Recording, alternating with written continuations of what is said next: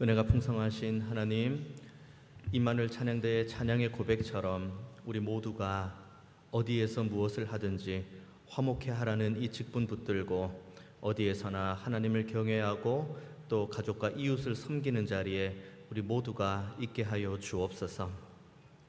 예배를 섬기고 또 주일을 섬기는 많은 손길들이 있습니다. 저들의 수고와 섬김을 아시는 주님께서 저들의 범사에 하나님께서 기름 부어주시고 풍성하신 은혜로 채워 주옵소서. 이 시간 우리 모두가 하나님의 말씀 앞에 섰습니다. 이 말씀 살아계신 하나님께서 지금 우리에게 주시는 말씀인 줄로 믿사오니 이 말씀 받고 온전히 순종하며 우리의 삶의 변화의 자리까지 나아가는 은혜의 결단 있게 하여 주옵소서.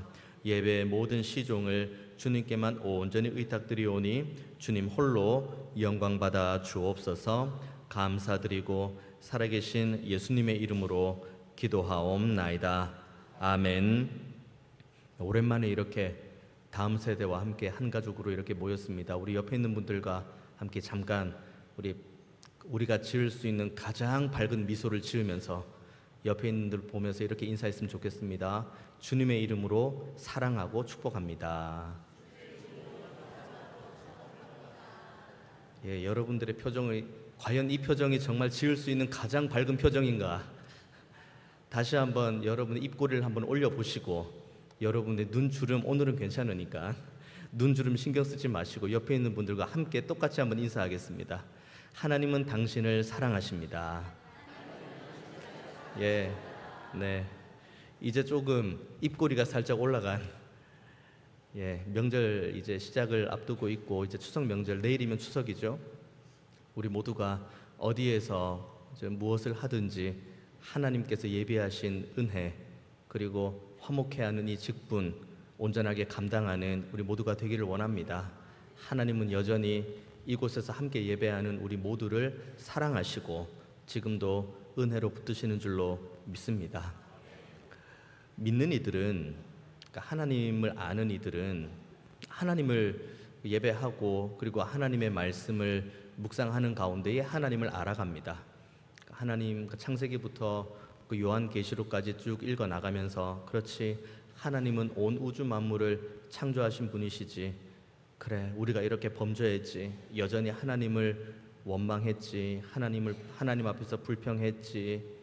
와 그래도 어떻게 이렇게 하나님께서 나를 사랑하실 수가 있나. 그 나를 향한 하나님의 사랑의 최고 십자가 달리신 주님, 그 주님께서 우리에게 은혜를 더하시고 그리고 요한계시록까지 쭉 읽어 나가면서 그래 주님은 반드시 다시 오신다. 우리가 오늘 성시교독 함께 낭독했던 것처럼 그날에 우리 주님께서 우리의 흐르는 눈물을 닦아주신다. 그리고 우리를 위로하신다. 우리는 이제 성경을 보면서 이제 하나님의 은혜와 사랑을 충분하게 알고 있습니다. 그리고 알 수 있는 길들이 열려 있죠. 그럼 믿지 않는 이들은 누구를 통해서 하나님을 알 수 있을까요? 물론 일반 계시, 들에 피는 들꽃 그리고 하늘에 나는 새를 통해서도 알 수 있겠습니다만은 믿지 않는 이들이 하나님을 알아갈 수 있는 가장 좋은 통로는 먼저 하나님을 알고 있는 저와 여러분들입니다. 그러니까 우리는 성경을 읽고 하나님을 알아가지만 그분들은 우리들의 삶을 읽으면서 하나님이 이런 분이시구나로 하나님을 알아가게 되죠. 그러니까 우리가 지금 서 있는 곳은 정말 중요한 곳입니다. 먼저는 하나님을 알아가는 이 놀라운 은혜를 받은 것에 대한 감사요. 또 하나는 믿지 않는 이들이 우리들을 바라보면서 하나님을 알아가는 그 자리에 있으니 우리가 바로 서 있어야겠죠. 그러면 그 다음 스스로에게 질문을 한번 던져봅니다. 하나님 앞에서 바르게 서 있는 게 뭘까?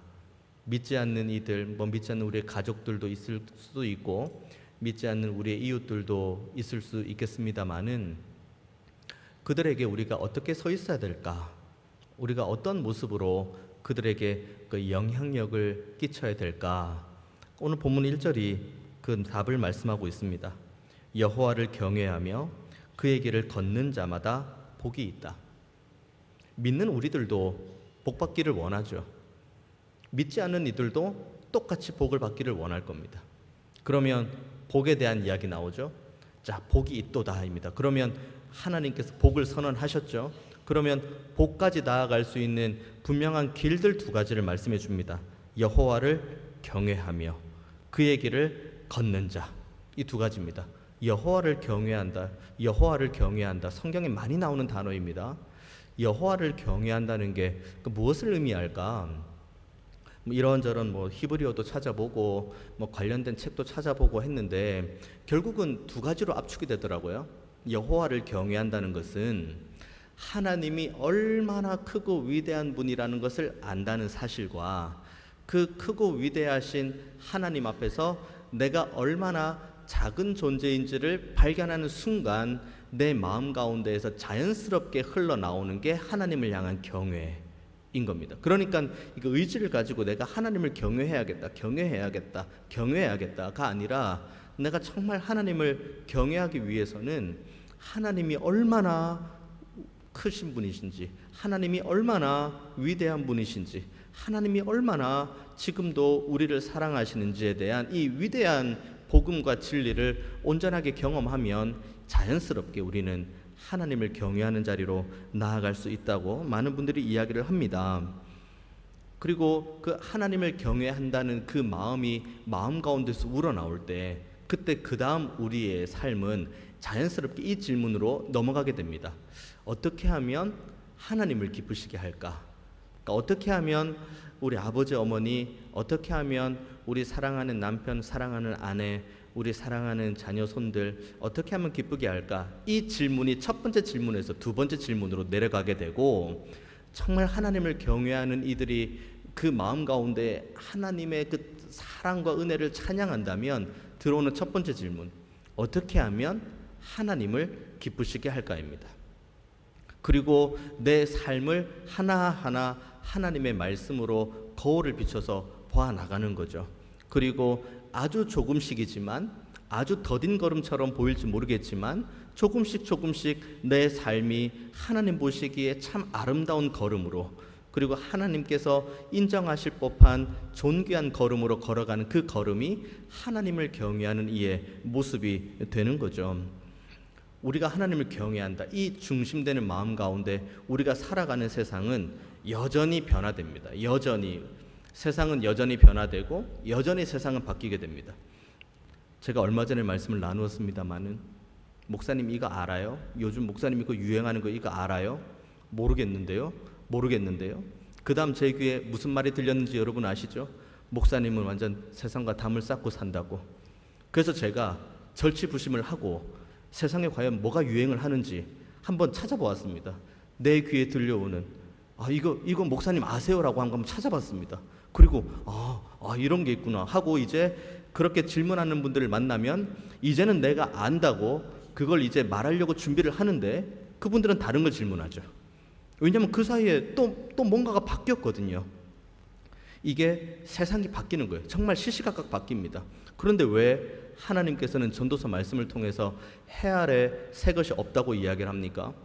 계속 변하는데요. 지금 말하고 있는 이 시점에도 새로운 것이 계속 나오는데요. 왜 해 아래 새로운 것이 없다고 이야기합니까? 이 해 아래에 있는 모든 것들을 주관하시는 하나님이 변함이 없기 때문에 하나님께서는 모든 것들이 다 해 아래 새 것이 없다고 말씀을 하는 겁니다. 시시각각 변하는 모든 것들도 결국은 하나님의 주권 아래에 있는 겁니다. 시시각각 변하는 우리의 마음도 하나님의 주권 아래에 있습니다. 때로는 하나님을 찬양하고 때로는 우리의 심장이 터지도록 하나님을 향해서 크게 외치고 주님 사랑합니다, 주님 사랑합니다 이렇게 외치다가도 어느 순간 보면 차갑게 식어지는 우리의 마음, 시시각각 변하는 우리의 마음조차도 결국은 하나님의 주권 아래에 있다는 것을 늘 기억하는 저와 여러분 되기를 원합니다. 그래서 사도 바울이 이야기를 하죠. 우리가 주목하는 것은 보이는 것이 아니고 보이지 않는 것이다. 보이는 것은 잠깐이고 보이지 않는 것은 어떻기 때문입니까? 영원하기 때문입니다. 보이지 않는 영원한 것 무엇입니까? 진리이죠. 하나님의 복음, 그리고 그 하나님의 복음을 주신 그 하나님은 영원히 보이지 않지만 이 땅 가운데서도 여전히 통치하시고 운행하시며 우리와 함께 하시는 분이라는 것을 기억하는 저와 여러분 되기를 원합니다. 그래서 이렇게 여호와를 경외할 때, 그러니까 우리의 마음이 통전적으로 여호와를 경외하는 자리를 향해서 우리의 마음이 바뀌게 될 때, 그때 그 다음이 128편 1절에 나오는 그의 길을 걷는 자마다입니다. 그의 길을 걸을 수가 있다는 겁니다. 여기서 말하는 그의 길을 걷다라고 하는데, 여기서 걷다라는 것은 한 번 걷고 마는 것이 아닙니다. 평생 우리의 코끝에 호흡이 있는 동안 하나님께서 우리를 부르시는 그 순간까지, 그 마지막 호흡을 들이쉬고 내뱉기까지 끝까지 이 길을 충실하게 걸어가는 것. 그러니까 우리의 삶의 변화가 한두 번으로 이루어져서는 안 된다는 거죠. 매일, 매시, 매분, 매초 우리는 하나님을 경외하는 심령으로 하나님을 바라보고, 그리고 그때 받은 이 뜨거운 마음과 받은 진리를 가지고 한 걸음 한 걸음 이 길을 걸어가는 겁니다. 이 길은 절대로 넓지 않습니다. 이 길은 좁습니다. 협착하다고 이야기를 하죠. 그래서 많은 사람들이 찾지 않습니다. 이 길은 걷기가 힘드니까요. 여호와를 경외하는 것 쉽지 않고, 여호와를 경외하는 이 믿음을 가지고 우리의 호흡이 다하는 동안 최선을 다해서 이 길을 걸어가는 것 쉽지 않습니다. 찾는 이가 많지 않습니다. 하지만 그 길을 찾는 저와 여러분 되기를 원합니다. 그리고 그 길을 끊임없이 여호와를 경외하는 믿음을 가지고 걸어가는 저와 여러분 되기를 원합니다. 그들에게 하나님께서 128편 1절이죠. 여호와를 경외하며 그의 길을 걷는 자마다 복이 있다고 이야기합니다. 자, 그러면 이제 궁금한 내용이 있죠. 복이 무엇인가? 여호와를 경외하며 그의 길을 끝까지 포기하지 않고 중단하지 않고 낙심하지 않고 끝까지 걸어가는 이들에게 주기로 약속하신 복이 무엇인가? 2절의 말씀 보십시오. 내가 내 손이 수고한 대로 먹을 것이라 내가 복되고 형통하리로다. 2절 말씀 보면서 이게 무슨 복이야 라고 생각할 수 있습니다. 아니, 내가 내 손을 가지고 내 힘을 가지고 수고하는데 이게 무슨 복이야? 우리가 생각하는 복 무엇입니까? 내가 수고하지 않아도 내가 수고하는 것 그 이상, 뭐 2배, 3배의 이 결과를 얻으면 이것을 우리는 복이라고 이야기를 하죠. 우리가 공부를 하지 않아도 좋은 성적 나오는 것, 이걸 복 받았다고 이야기를 할 수가 있죠.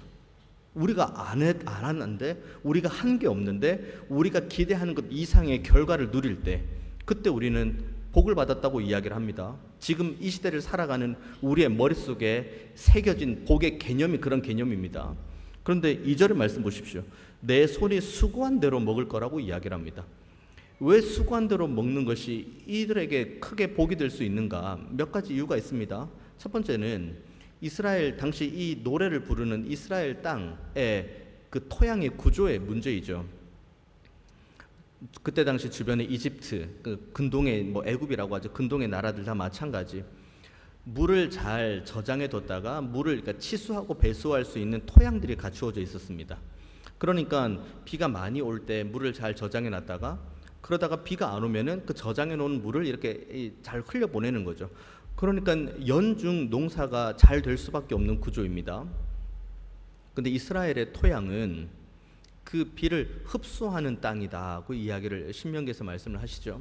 뭐냐면 이 비가 올 때 이걸 마땅히 거둘 만한 그런 땅의 토양 구조가 아닌 거예요. 그럼 어떡합니까? 내가 아무리 수고하고 아무리 노력하고 아무리 애를 써도 비가 없으면은 이건 내가 노력하고 수고해도 소산물을 얻을 수가 없습니다.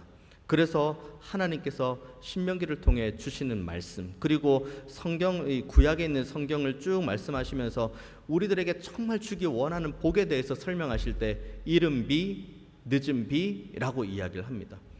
이른 비와 늦은 비가 있어야 우리가 수고하고 애를 쓰고 농사를 지었을 때 그에 맞는 합당한 이 소출을 얻을 수가 있는 거죠. 또 하나 있습니다. 신명기 말씀 보면은 이 순종하는 이들이 경험할 수 있는 이 복이 있고, 불순종하는 이들이 경험하는 저주에 대한 말씀이 있습니다. 특별히 신명기 28장의 말씀을 보면 그 말씀 나오는데, 28장의 말씀 보면은 불순종하는 이들에 대한 저주의 내용이 나오는데 이런 내용 나옵니다. 너희들이 아무리 수고해서 농사 짓고 소출 얻고 뭐 포도원, 과수원 잘 가꾸어서 결실을 잘 해도 결국은 그 모든 소산물들을 너희들이 아닌 다른 사람이 먹을 것이다 라고 이야기를 합니다. 뭐 때문에요? 전쟁도 있죠, 뭐 기근도 있죠, 뭐 여러 가지 이유들이 있는 겁니다. 궁극적으로 우리가 아무리 수고하고 애를 써서 이만큼의, 우리가 수고하고 노력한 만큼의 결실을 한번 얻었다고 가정해 봅시다. 그리고 그 결실을 먹으려고 하는 찰나에 우리의 호흡이 끊어지면 그 결실을 먹을 수 있습니까? 먹을 수가 없습니다.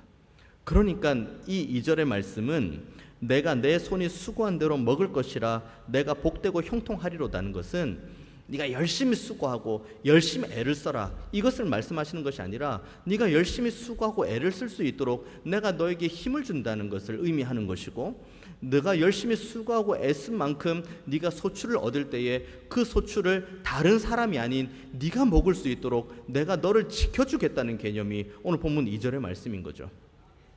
이 복을 저와 여러분 모두가 다 누리게 되기를 원합니다. 우리 모두가 육신의 힘이 있는 대로 수고합니다. 창세기 이후에 우리는 모두가 수고를 하죠. 그래서 솔로몬은 전도서에서 그 말씀을 분명하게 이야기를 합니다. 사람이 자신의 수고대로 먹고 마시고 그렇게 수고하는 가운데 낙을 누리는 것을 솔로몬은 이렇게 이야기합니다. 하나님께서 주시는 선물이라고 이야기를 합니다. 그러니까 수고하고 애쓰는 만큼 먹는 게 뭐가 문제야, 뭐가 복이야가 아니라, 하나님 오늘도 제가 아침에 눈을 떠서 수고하고 애를 쓸 수 있도록 저에게 힘을 주셔서 감사합니다. 그리고 이렇게 수고하고 애를 쓸 수 있도록 하나님께서 저에게 지혜를 주셔서 감사합니다. 그리고 이렇게 수고하고 애를 쓴 이 결과를 가지고 제가 누릴 수 있도록 하나님 은혜 주셔서 감사합니다. 이 감사의 제목이 하나님으로 인해서 끊어지지 않는 저와 여러분 모두가 다 되기를 원합니다. 또 하나 3절 말씀 보십시오. 내 집 안방에 있는 내 아내는 결실한 포도나무 같으며 내 식탁에 둘러앉은 자식들은 어린 감람나무 같으리로다. 뭐 포도나무, 뭐 감람나무, 성경에 너무 많이 기록되어 있습니다. 포도나무 우리 모두가 알고 있죠. 포도나무 하면 하나님께서 그 이스라엘을, 하나님의 백성을 향해 기쁨을 주시겠다는 그 말씀 주실 때 항상 주시는 게 포도나무이죠. 감람나무 뭡니까? 그때 당시 감람나무는 오래 산다고 해서 천년수라는 별명까지 가지고 있는 게 감람나무입니다. 그러니까 이 노래를 부르는 이 시편 기자가 하나님께서 우리에게 주시는 복이 얼마나 대단한지에 대해서 한 가정을 묘사하고, 그리고 그 가정 안에 있는 아내와 자녀들이 마치 이와 같다는 것을 우리에게 보여주는 거죠. 사랑하는 아내가 있는데 그 아내가 포도나무, 결실한 포도나무 같답니다. 그러니까 그 아내를 통해서 우리에게 주기 원하시는 기쁨이 얼마나 큰지에 대해서 묘사를 하죠. 자녀들 이제 자라고 있습니다.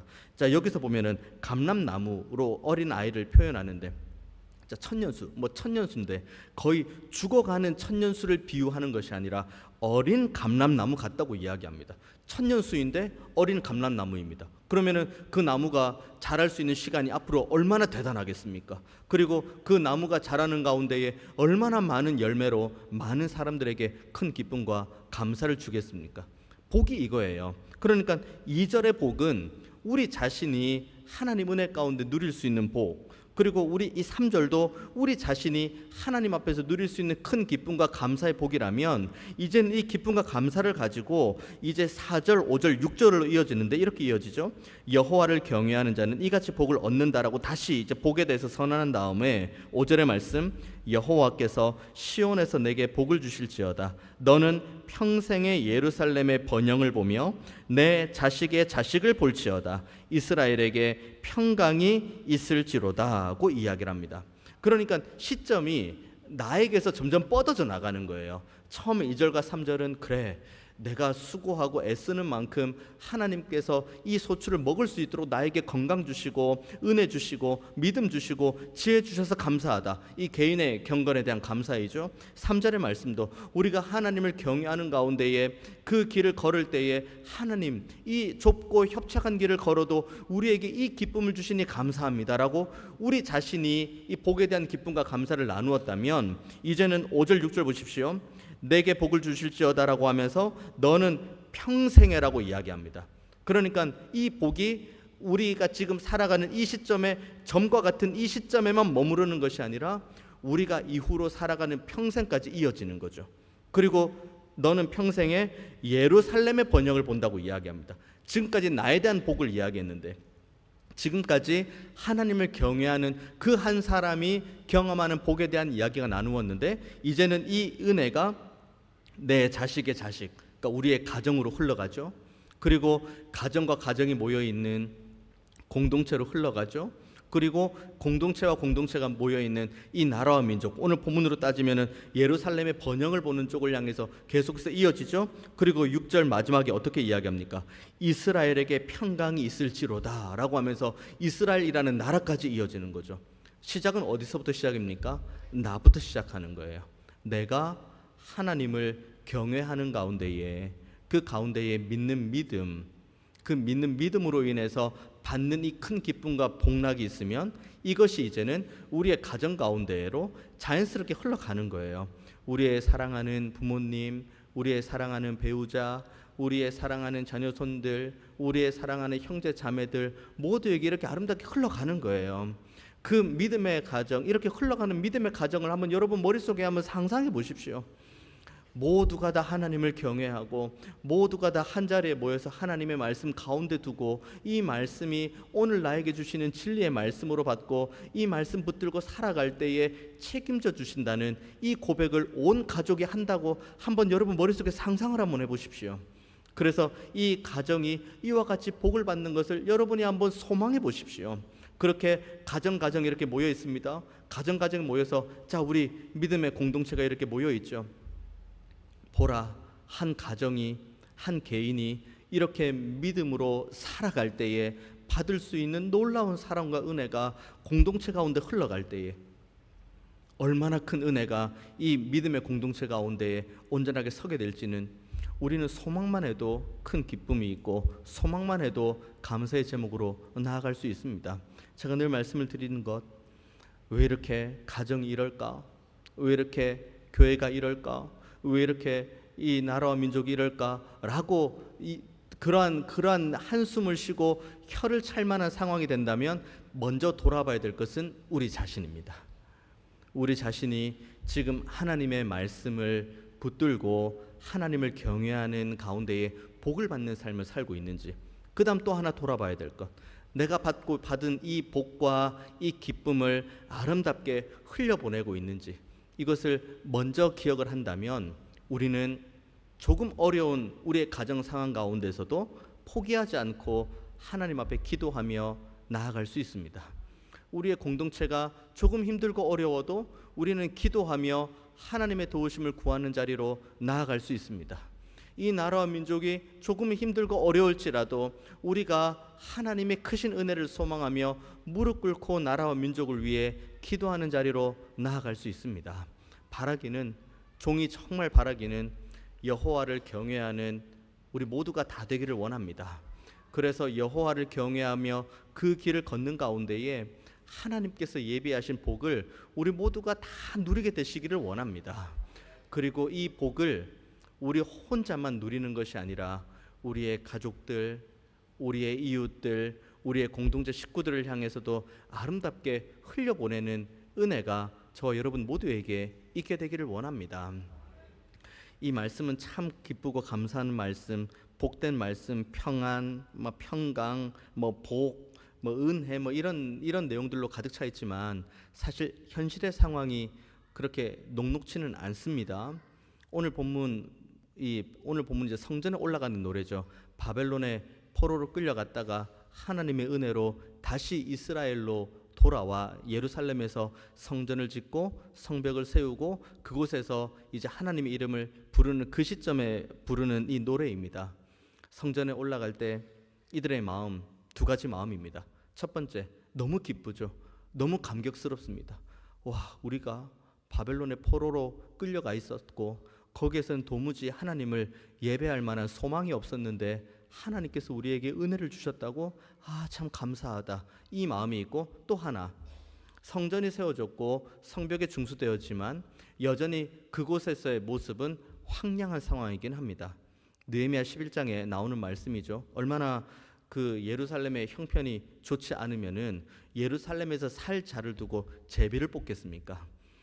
여전히 성전이 있고 성벽이 중수되어졌지만 외부에서부터 이 방해되는 여러 세력들, 그리고 외부에서 견제하는 세력들, 그러니까 늘 수시로 안보의 위험이 있는 곳이 예루살렘. 그러니까 예루살렘에 성전 잘 지어놓고 그리고 성벽을 잘 세워놓았지만 거기에서 살기는 부담이 되는 거예요. 그러니까 성전에 올라가는 이가 지금 이 128편의 노래를 부릅니다마는 그 마음 가운데에는 두 가지 마음이 있는 거죠. 너무 기쁘고 감사하지만 하나님, 언제 예루살렘에 많은 이들이 거주하고 그곳에서 하나님을 모두가 다 언제든 어디에서든 여호와의 이름을 두시겠다고 약속하신 그곳에서 큰 기쁨을 가지고 찬양할 수 있을까요? 안타까운 마음으로 올라갑니다. 실제로 오늘 본문도 마찬가지예요. 128편의 1절에 보면은 여호와를 경외하며 그의 길을 걷는 자마다 복이 있도다 라고 하면서 복에 대해서 선언을 합니다.